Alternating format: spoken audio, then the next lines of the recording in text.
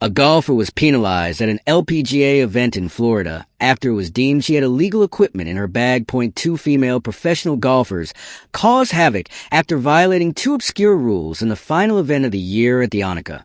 LPGA Tour pro Min Ji Lee was hit with a two-shot penalty on the first hole after it emerged she had been discovered with illegal equipment at the tournament.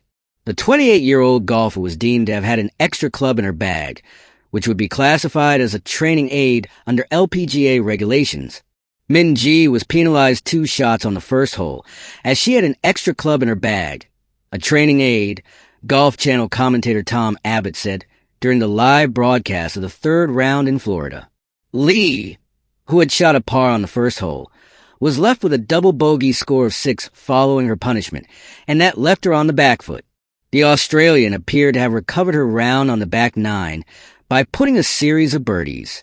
But she undid all of her hard work with a double bogey on the 17th and a bogey on the 18th. Her efforts moved her on to 6 under par with a score of 69 through 54 holes. However, the 2-shot sanction left her trailing the leaders by 6 shots heading into the final round.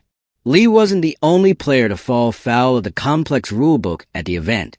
Another incident occurred during the same round when Alexa Pano reported herself to tournament officials for failing to exchange her scorecard. Pano, 20, had been scheduled to play alongside Charlie Hull and Nelly Korda, but forgot to swap her scorecard with either of her playing partners in the final group. To her credit, the American realized her mistake and immediately notified an LPGA official, as well as her caddy and father, Rick. Fortunately, there were no penalties for any of the 3 players in the final group, as the scores had not been signed before submission.